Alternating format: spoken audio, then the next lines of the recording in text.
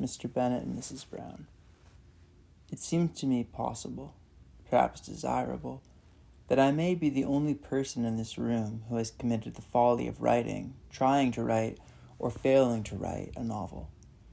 And when I asked myself, as your invitation to speak to you about modern fiction made me ask myself, what demon whispered in my ear and urged me to my doom, a little figure rose before me, the figure of a man or of a woman who said, "My name is Brown, catch me if you can."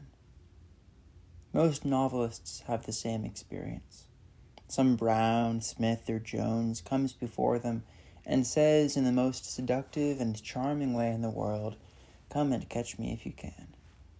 And so, led on by this will-o'-the-wisp, they flounder through volume after volume, spending the best years of their lives in the pursuit and receiving for the most part very little cash in exchange.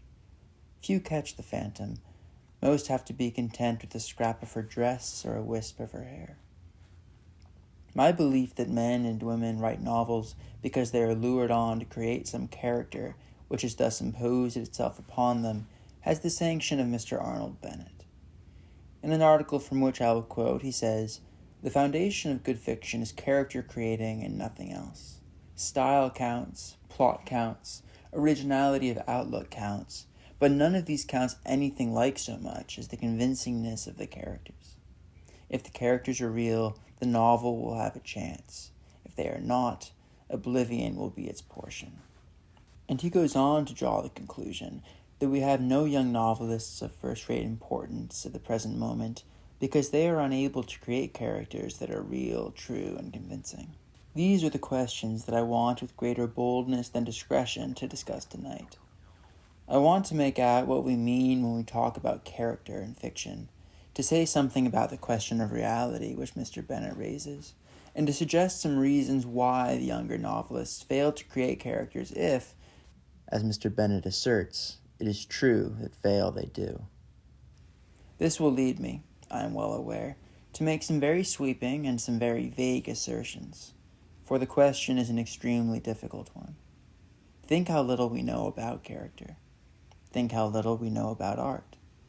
But to make a clearance before I begin, I will suggest that we range Edwardians and Georgians into two camps. Mr. Wells, Mr. Bennett, and Mr. Galsworthy I will call the Edwardians. Mr. Forster, Mr. Lawrence, Mr. Strachey, Mr. Joyce, and Mr. Eliot I will call the Georgians. And if I speak in the first person with intolerable egotism, I will ask you to excuse me.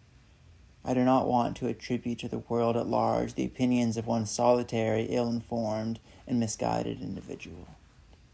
My first assertion is one that I think you will grant, that everyone in this room is a judge of character. Indeed, it would be impossible to live for a year without disaster unless one practiced character reading and had some skill in the art. Our marriages, our friendships depend on it. Our business largely depends on it. Every day questions arise which can only be solved by its help. And now I will hazard a second assertion, which is more disputable perhaps, to the effect that on or about December 1910, human character changed. I am not saying that one went out, as one might into a garden, and there saw that a rose had flowered, or that a hen had laid an egg.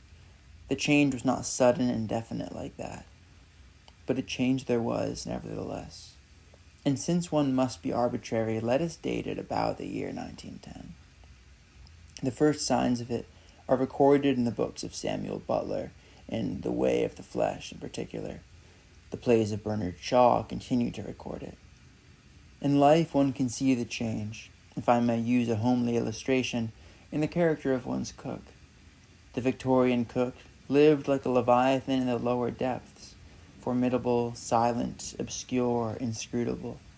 The Georgian cook is a creature of sunshine and fresh air, in and out of the drawing room, now to borrow the Daily Herald, now to ask advice about a hat. Do you ask for more solemn instances of the power of the human race to change? Read the Agamemnon, and see whether, in process of time, your sympathies are not almost entirely with Clytemnestra. Or consider the married life of the Carlyles, and bewail the waste, the futility, for him and for her, of the horrible domestic tradition which made it seemly for a woman of genius to spend her time chasing beetles, scouring saucepans, instead of writing books. All human relations have shifted, those between masters and servants, husbands and wives, parents and children.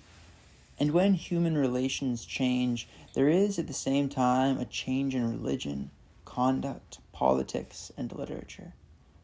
Let us agree to place one of these changes about the year 1910.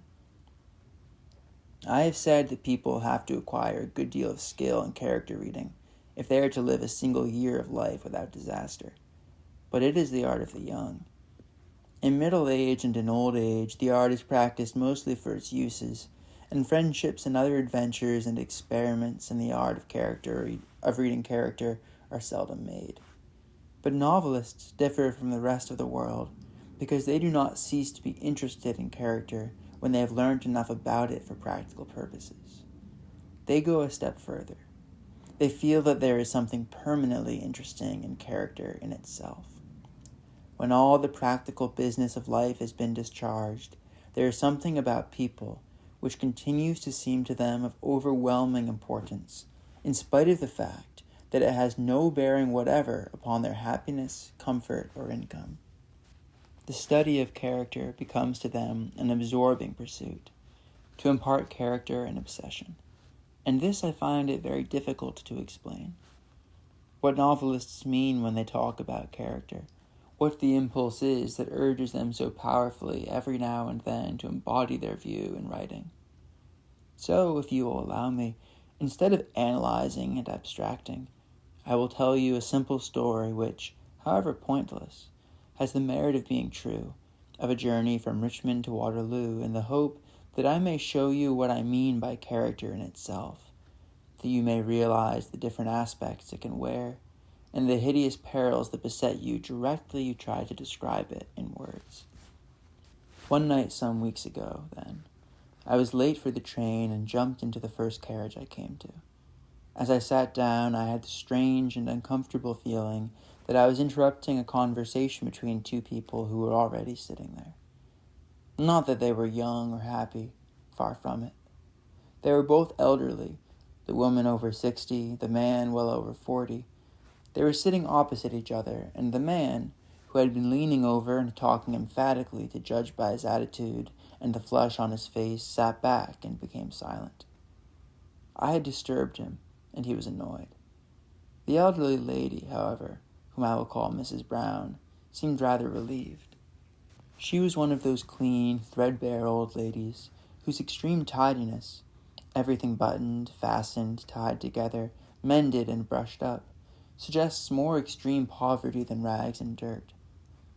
There was something pinched about her, a look of suffering, of apprehension, and, in addition, she was extremely small.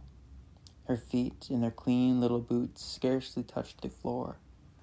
I felt that she had nobody to support her, that she had to make up her mind for herself, that having been deserted or left a widow years ago, she had led an anxious, harried life, bringing up an only son, perhaps, who, as likely as not, was by this time beginning to go to the bad. All this shot through my mind as I sat down, being uncomfortable, like most people, at traveling with fellow passengers unless I have somehow or other accounted for them. Then I looked at the man. He was no relation of Mrs. Brown's, I felt sure. He was of a bigger, burlier, less refined type. He was a man of business, I imagined, very likely a respectable corn chandler from the north, dressed in good blue serge with a pocket knife and a silk handkerchief and a stout leather bag. Obviously, however, he had an unpleasant business to settle with Mrs. Brown, a secret, perhaps sinister business, which they did not intend to discuss in my presence. Yes, the Crofts have had very bad luck with their servants, Mr. Smith, as I will call him, said in a considering way, going back to some earlier topic with a view to keeping up appearances.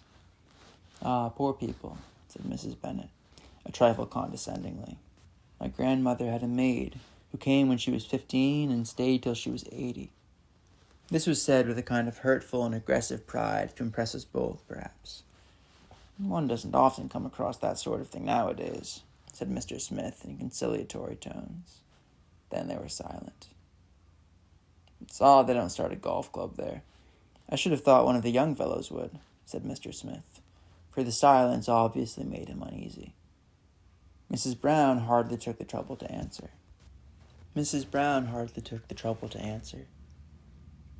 What changes they're making in this part of the world, said Mr. Smith, looking out of the window, and looking furtively at me as he did so. It was plain from Mrs. Brown's silence that the uneasy affability with which Mr. Smith spoke, that he had some power over her which he was exerting disagreeably. It might have been her son's downfall, or some painful episode in her past life, or her daughter's. Perhaps she was going to London to sign some document to make over some property. Obviously against her will, she was in Mr. Smith's hands. I was beginning to feel a great deal of pity for her, when she said, suddenly and inconsequently, "Can you tell me if an oak tree dies when the leaves have been eaten for 2 years in succession by caterpillars?" She spoke quite brightly and rather precisely, in a cultivated, inquisitive voice. Mr. Smith was startled, but relieved to have a safe topic of conversation given him. He told her a great deal very quickly about plagues of insects. He told her that he had a brother who kept a fruit farm in Kent.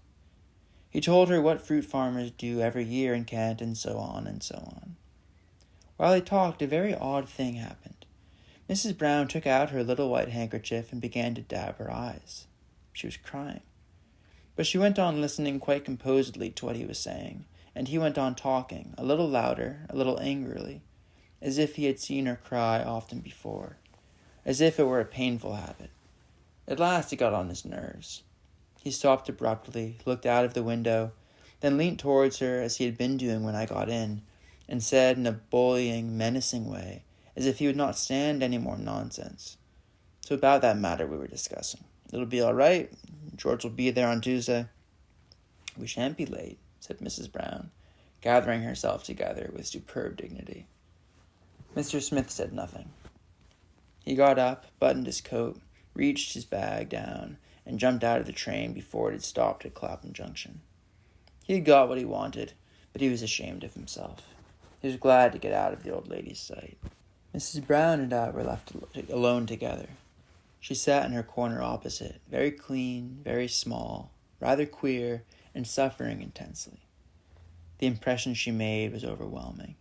It came pouring out like a draught, like a smell of burning. What was it composed of, that overwhelming and peculiar impression? Myriads of irrelevant and incongruous ideas crowd into one's head on such occasions. One sees the person, one sees Mrs. Brown, in the center of all sorts of different scenes. I thought of her in a seaside house, among queer ornaments, sea urchins, models of ships in glass cases. Her husband's medals were on the mantelpiece. She popped in and out of the room, perching on the edges of chairs, picking meals out of saucers, indulging in long, silent stares. The caterpillars and the oak trees seemed to imply all that. And then, into this fantastic and secluded life, in broke Mr. Smith. I saw him blowing in, so to speak. On a windy day, he banged, he slammed. His dripping umbrella made a pool in the hall. They sat closeted together. And then Mrs. Brown faced the dreadful revelation. She took her heroic decision. Early, before dawn, she packed her bag and carried it herself to the station. She would not let Smith touch it. She was wounded in her pride, unmoored from her anchorage. She came of gentlefolks who kept servants, but details could wait. The important thing was to realize her character, to steep oneself in her atmosphere. I had no time to explain why I felt it somewhat tragic, heroic, yet with a dash of the flighty and fantastic before the train stopped, and I watched her disappear, carrying her bag, into the vast, blazing station. She looked very small, very tenacious, at once very frail and very heroic. And I have never seen her again, and I shall never know what became of her. The story ends without any point to it, but I have not told you this anecdote to illustrate either my own ingenuity or the pleasure of traveling from Richmond to Waterloo. What I want you to see in it is this. Here is a character imposing itself upon another person. Here is Mrs. Brown making someone begin almost automatically to write a novel about her. I believe that all novels begin with an old lady in the corner opposite. I believe that all novels, that is to say, deal with character, and that it is to express character, not to preach doctrines, sing songs, or celebrate the glories of the British Empire, that the form of the novel, so clumsy, verbose, and undramatic, so rich, elastic, and alive, has been evolved.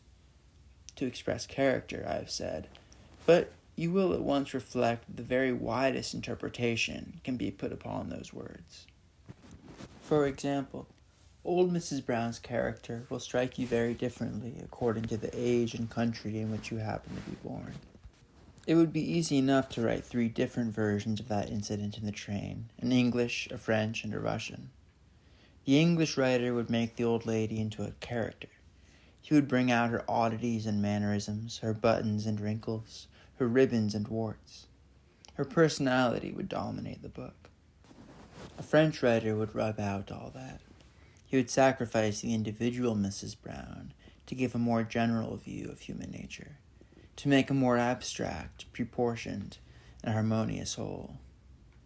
The Russian would pierce through the flesh, would reveal the soul alone, wandering out into the Waterloo Road, asking of life some tremendous question which would sound on and on in our ears after the book was finished. And then, besides age and country, there's the writer's temperament to be considered. You see one thing in character, and I another. You say it means this, and I that. And when it comes to writing, each makes a further selection on principles of his own. Thus, Mrs. Brown can be treated in an infinite variety of ways, according to the age, country, and temperament of the writer. But now I must recall what Mr. Arnold Bennett says. He says that it is only if the characters are real that the novel has any chance of surviving. Otherwise, die it must. But I ask myself, what is reality? And who are the judges of reality? A character may be real to Mr. Bennett and quite unreal to me. For instance, in this article he says that Dr. Watson in Sherlock Holmes is real to him. To me, Dr. Watson is a sack stuffed with straw, a dummy, a figure of fun. And so it is with character after character in book after book. There is nothing that people differ about more than the reality of characters, especially in contemporary books. But if you take a larger view, I think that Mr. Bennett is perfectly right. If, that is, you think of the novels which seem to you great novels, War and Peace, Vanity Fair, Tristram Shandy, Madame Bovary, Pride and Prejudice, The Mayor of Casterbridge, Villette. If you think of these books, you do at once think of some character who has seemed to you so real, I do not by that mean so lifelike, that it has the power to make you think not merely of it itself, but of all sorts of things through its eyes, of religion, of love, of war, of peace, of family life, of balls and country towns, of sunsets, moonrises, the immortality of the soul. There is hardly any subject of human experience that is left out of War and Peace, it seems to me. And in all these novels, all these great novelists have brought us to see whatever they wish us to see through some character. Otherwise they would not be novelists, but poets, historians, or pamphleteers. But now let us examine what Mr. Bennett went on to say. He said that there was no great novelist among the Georgian writers, because they cannot create characters who are real, true, and convincing. And there I cannot agree. There are reasons, excuses, possibilities, which I think put a different color upon the case. It seems so to me, at least, but I am well aware that this is a matter about which I am likely to be prejudiced, sanguine, and nearsighted. I will put my view before you in the hope that you will make it impartial, judicial, and broad-minded. Why then is it so hard for novelists at present to create characters which seem real, not only to Mr. Bennett, but to the world at large? Why, when October comes around, do the publishers always fail to supply us with a masterpiece? Surely one reason is that the men and women who began writing novels in 1910 or thereabouts had this great difficulty to face, that there was no English novelist living from whom they could learn their business. Mr. Conrad is a Pole, which sets him apart and makes him, however admirable, not very helpful. Mr. Hardy has written no novel since 1895. The most prominent and successful novelists in the year 1910 were, I suppose, Mr. Wells, Mr. Bennett, and Mr. Galsworthy. Now it seems to me that to go to these men and ask them to teach you how to write a novel, how to create characters that are real, is precisely like going to a bootmaker and asking him to teach you to make a watch. Do not let me give you the impression that I do not admire and enjoy their books. They seem to me of great value and indeed of great necessity. There are seasons when it is more important to have boots than to have watches. To drop metaphor, I think that after the creative activity of the Victorian age, it was quite necessary, not only for literature but for life, that someone should write the books that Mr. Wells, Mr. Bennett, and Mr. Galsworthy have written. Yet what odd books they are. Sometimes I wonder if we are right to call them books at all, for they leave one with so strange a feeling of incompleteness and dissatisfaction. In order to complete them, it seems necessary to do something, to join a society, or more desperately, to write a check. That done, the restlessness is laid, the book finished. It can be put upon the shelf and need never be read again. But with the work of other novelists, it is different. Tristram Shandy or Pride and Prejudice is complete in itself. It is self-contained. It leaves one with no desire to do anything, except indeed to read the book again and to understand it better. The difference, perhaps, is that both Sterne and Jane Austen were interested in things in themselves, in character in itself, in the book in itself. Therefore, everything was inside the book and nothing outside.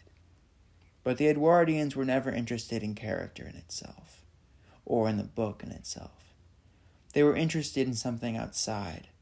Their books, then, were incomplete as books, and required that the reader should finish them, actively and practically, for himself.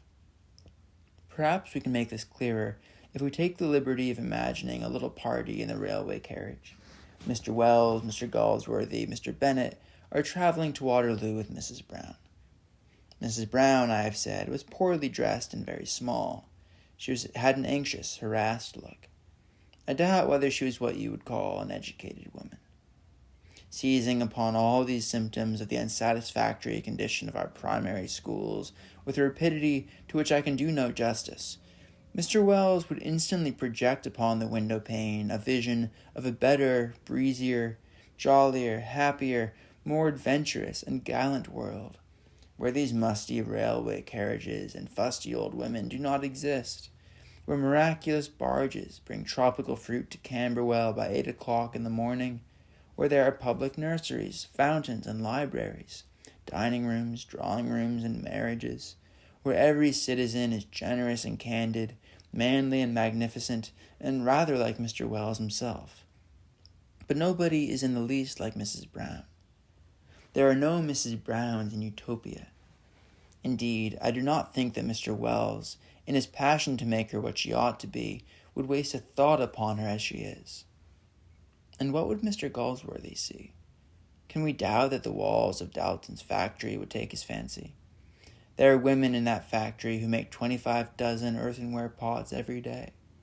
There are mothers in the Mile End Road who depend upon the farthings which those women earn. But there are employers in Surrey who are even now smoking rich cigars while the nightingale sings. Burning with indignation, stuffed with information, arraigning civilization, Mr. Galsworthy would only see in Mrs. Brown a pot broken on the wheel and thrown into the corner. Mr. Bennett, alone of the Edwardians, would keep his eyes in the carriage. He, indeed, would observe every detail with immense care. He would notice the advertisements, the pictures of Swanage and Portsmouth, the way in which the cushion bulged between the buttons, how Mrs. Brown wore a brooch which had cost 3 and 10 at Whitworth's Bazaar, and had mended both gloves. Indeed, the thumb of the left-hand glove had been replaced.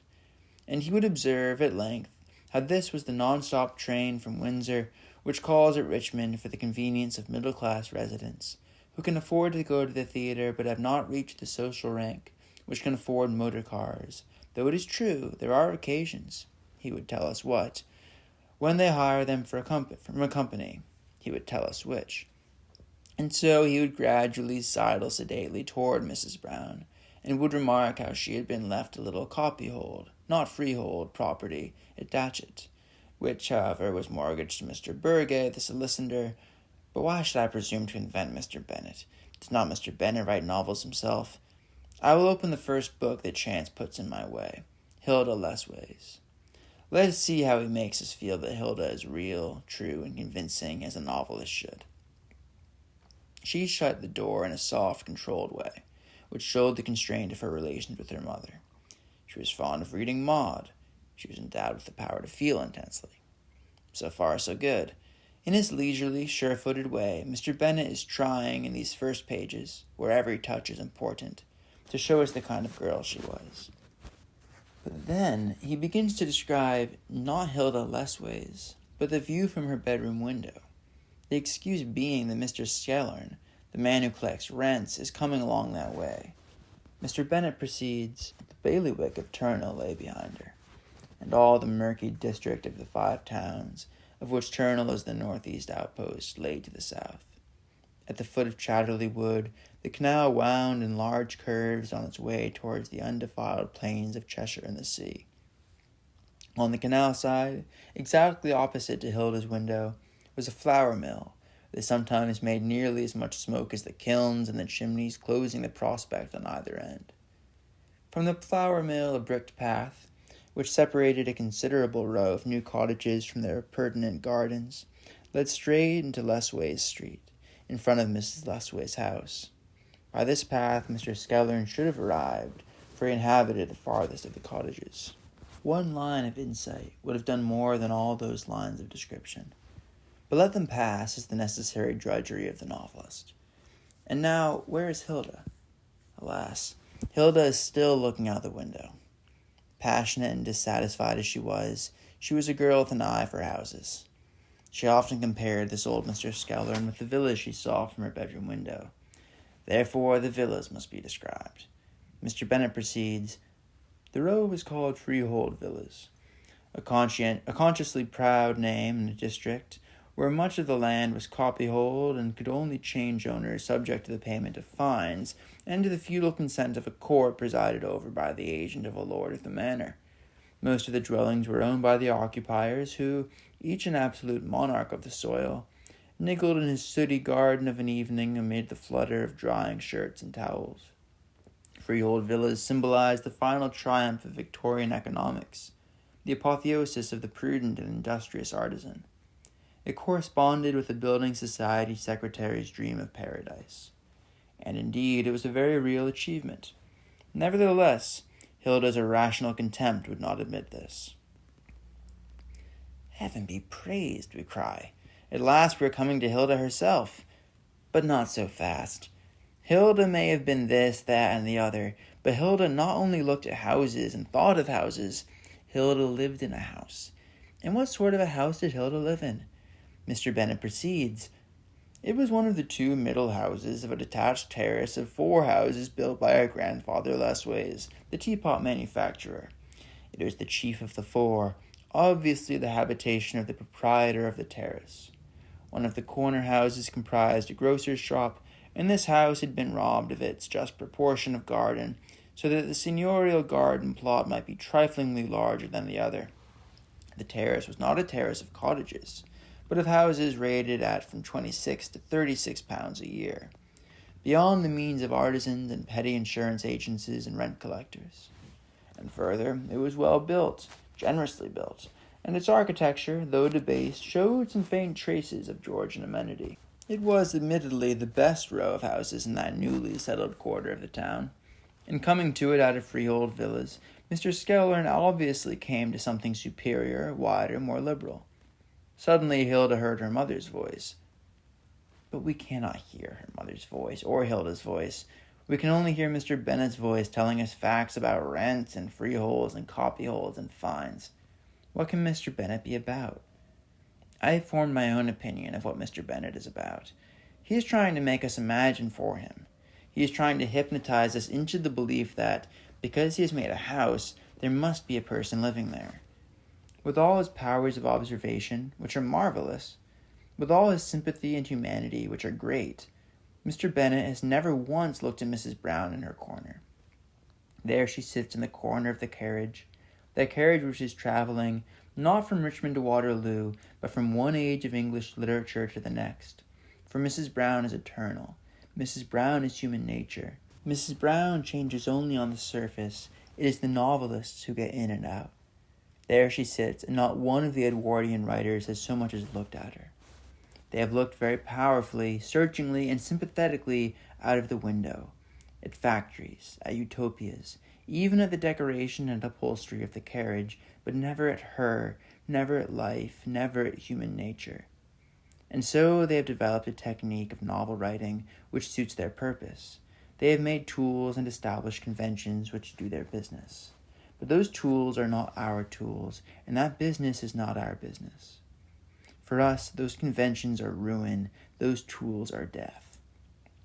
You may well complain of the vagueness of my language. What is a convention, a tool, you may ask? And what do you mean by saying that Mr. Bennett's and Mr. Wells's and Mr. Galsworthy's conventions are the wrong conventions for the Georgians? The question is difficult. I will attempt a shortcut. A convention in writing is not much different from a convention in manners. Both in life and in literature, it is necessary to have some means of bridging the gulf between the hostess and her unknown guest on the one hand, the writer and his unknown reader on the other. The hostess bethinks her of the weather, for generations of hostesses have established the fact that this is a subject of universal interest in which we all believe. She begins by saying that we are having a wretched May, and, having thus got into touch with her unknown guest, proceeds to matters of greater interest. So it is in literature. The writer must get into touch with his reader by putting before him something which he recognizes, which therefore stimulates his imagination and makes him willing to cooperate in the far more difficult business of intimacy. And it is of the highest importance that this common meeting place should be reached easily, almost instinctively, in the dark, with one's eyes shut. Here is Mr. Bennett making use of this common ground in the passage which I have quoted. The problem before him was to make us believe in the reality of Hilda Lessways. So he began, being an Edwardian, by describing accurately and minutely the sort of house Hilda lived in, and the sort of house she saw from the window. House property was the common ground from which the Edwardians found it easy to proceed to intimacy. Indirect as it seems to us, the convention worked admirably, and thousands of Hilda Lessways were launched upon the world by this means. For that age and generation, the convention was a good one. But now, if you will allow me to pull my own anecdote to pieces, you will see how keenly I felt the lack of a convention, and how serious a matter it is when the tools of one generation are useless for the next. The incident had made a great impression on me, but how was I to transmit it to you? All I could do was to report as accurately as I could what was said, to describe in detail what was worn, to say, despairingly, that all sorts of scenes rushed into my mind, to proceed to tumble them out pell-mell, and to describe this vivid, this overmastering impression by likening it to a draught or a smell of burning. To tell you the truth, I was also strongly tempted to manufacture a 3-volume novel about the old lady's son, and his adventures crossing the Atlantic, and her daughter, and how she kept a milliner's shop in Westminster, the past life of Smith himself and his house at Sheffield, though such stories seem to me the most dreary, irrelevant, and humbugging affairs in the world. But if I had done that, I should have escaped the appalling effort of saying what I meant. And to have got at what I meant, I should have had to go back and back and back, to experiment with one thing and another, to try this sentence and that, referring each word to my vision, matching it as exactly as possible, and knowing that somehow I had to find a common ground between us, a convention which would not seem to you too odd, unreal, and far-fetched to believe in. I admit that I shirked that arduous undertaking.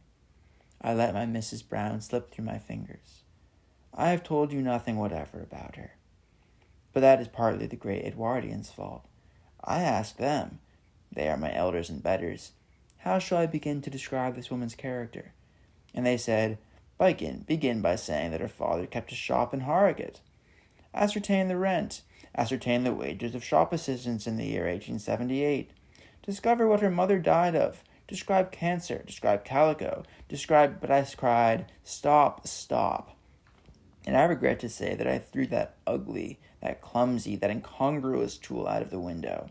For I knew that if I began describing the cancer and the calico, my Mrs. Brown, that vision to which I cling, though I know no way of imparting it to you, would have been dulled and tarnished and vanished forever.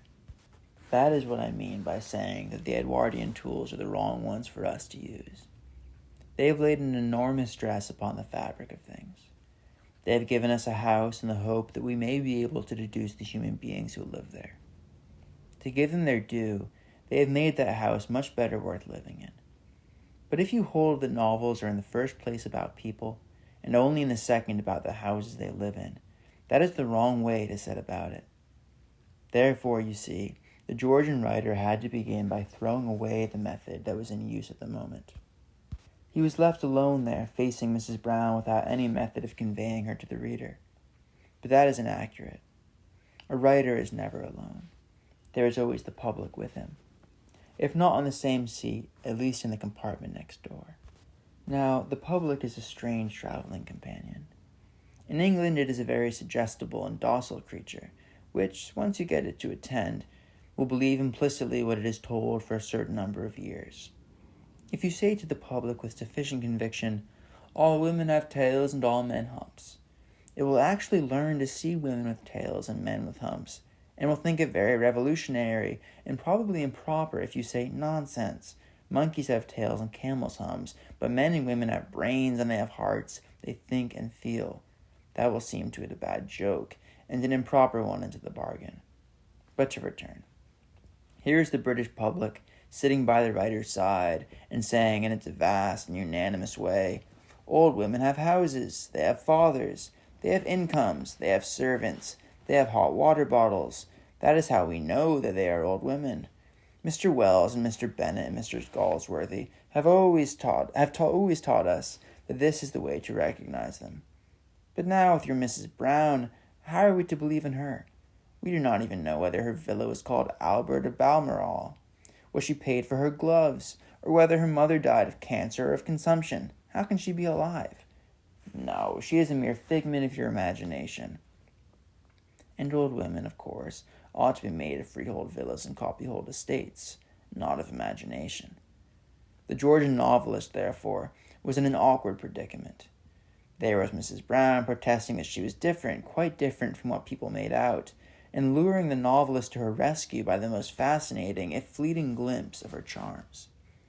There were the Edwardians, handing out tools appropriate to house building and house breaking, and there was the British public asseverating that they must see the hot water bottle first. Meanwhile, the train was rushing to that station where we must all get out. Such, I think, was the predicament in which the young Georgians found themselves about the year 1910. Many of them, I am thinking of Mr. Forster and Mr. Lawrence in particular, spoiled their early work because, instead of throwing away those tools, they tried to use them. They tried to compromise. They tried to combine their own direct sense of the oddity and significance of some character with Mr. Galsworthy's knowledge of the Factory Acts and Mr. Bennett's knowledge of the Five Towns. They tried it, but they had too keen, too overpowering a sense of Mrs. Brown and her peculiarities to go on trying it much longer. Something had to be done.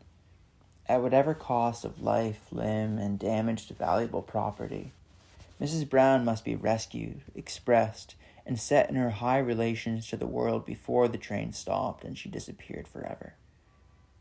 And so the smashing and the crashing began. Thus it is that we hear all round us, in poems and novels and biographies, even in newspaper articles and essays, the sound of breaking and falling, crashing and destruction. It is the prevailing sound of the Georgian age, rather a melancholy one, if you think what melodious days there have been in the past, if you think of Shakespeare and Milton and Keats, or even of Jane Austen and Thackeray and Dickens, if you think of the language, and the heights to which it can soar when free, and see the same eagle captive, bald and croaking. In view of these facts, with these sounds in my ears and these fancies in my brain, I am not going to deny that Mr. Bennett has some reason when he complains that our Georgian writers are unable to make us believe that our characters are real. I am forced to agree that they do not pour out 3 immortal masterpieces with Victorian regularity every autumn. But instead of being gloomy, I am sanguine. For this state of things is, I think, inevitable whenever from horrid old age or callow youth the convention ceases to be a means of communication between writer and reader and becomes instead an obstacle and impediment. At the present moment we are suffering not from decay, but from having no code of manners which writers and readers accept as a prelude to the more exciting intercourse of friendship. The literary convention of the time is so artificial, you have to talk about the weather and nothing but the weather throughout the entire visit, that, naturally, the feeble are tempted to outrage, and the strong are led to destroy the very foundations and rules of literary society. Signs of this are everywhere apparent. Grammar is violated, syntax disintegrated. As a boy staying with an aunt for the weekend rolls in the geranium bed out of sheer desperation as the solemnities of the Sabbath wear on. The more adult writers do not, of course, indulge in such wanton exhibitions of spleen. Their sincerity is desperate and their courage tremendous.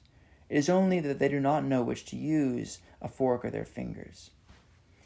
Thus, if you read Mr. Joyce and Mr. Eliot, you will be struck by the indecency of the one and the obscurity of the other. Mr. Joyce's indecency in Ulysses seems to me the conscious and calculated indecency of a desperate man who feels that in order to breathe he must break the windows. At moments, when the window is broken, he is magnificent. But what a waste of energy. And, after all, how dull indecency is, when it is not the overflowing of a superabundant energy or savagery, but the determined and public-spirited act of a man who needs fresh air. Again with the obscurity of Mr. Eliot. I think that Mr. Eliot has written some of the loveliest single lines in modern poetry. But how intolerant he is of the old usages and politenesses of society, respect for the weak, consideration for the dull.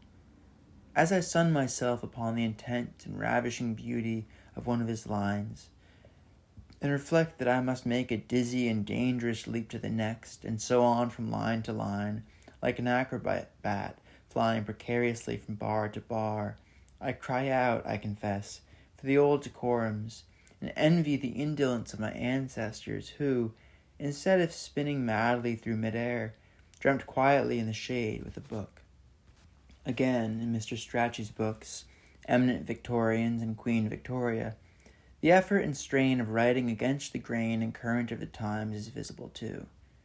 It is much less visible, of course, for not only is he dealing with facts, which are stubborn things, but he has fabricated, chiefly from 18th century material, a very discreet code of manners of his own, which allows him to sit at table with the highest in the land and to say a great many things under cover of that exquisite apparel which, had they gone naked, would have been chased by the men servants from the room. Still, if you compare Eminent Victorians with some of Lord Macaulay's essays, though you will feel that Lord Macaulay is always wrong and Mr. Strachey always right, you will also feel a body, a sweep, a richness in Lord Macaulay's essays which show that his age was behind him. All his strength went straight into his work. None was used for purposes of concealment or of conversion. But Mr. Strachey has had to open our eyes before he made us see. He has had to search out and sew together a very artful manner of speech, and the effort, beautifully though it is concealed, has robbed his work of some of the force that should have gone into it and limited his scope. For these reasons, then, we must reconcile ourselves to a season of failures and fragments. We must reflect that where so much strength is spent on finding a way of telling the truth itself is bound to reach us in rather an exhausted and chaotic condition. Ulysses, Queen Victoria, Mr. Prufrock, to give Mr. Brown some of the names she has made famous lately, is a little pale and disheveled by the time her rescuers reach her. And it is the sound of their axes that we hear, a vigorous and stimulating sound in my ears, unless of course you wish to sleep, when, in the bounty of his concern, Providence has provided a host of writers anxious and able to satisfy your needs. Thus I have tried, at tedious length I fear, to answer some of the questions which I began by asking. I have given an account of some of the difficulties which in my view beset the Georgian writer in all his forms. I have sought to excuse him. May I end by venturing to remind you of the duties and responsibilities that are yours as partners in this business of writing books, as companions in the railway carriage, as fellow travelers with Mrs. Brown. For she is just as visible to you who remain silent as to us who tell stories about her. In the course of your daily life this past week, you have had far stranger and more interesting experiences than the one I have tried to describe. You have overheard scraps of talk that filled you with amazement. You have gone to bed at night bewildered by the complexity of your feelings. In one day, thousands of ideas have coursed through your brains. Thousands of emotions have met, collided, and disappeared with astonishing disorder. Nevertheless, you allow the writers to palm off upon you a version of all this, an image of Mrs. Brown, which has no likeness to that surprising apparition whatsoever. In your modesty, you seem to consider that writers are of a different blood and bone from yourselves, that they know more of Mrs. Brown than you do. Never was there a more fatal mistake.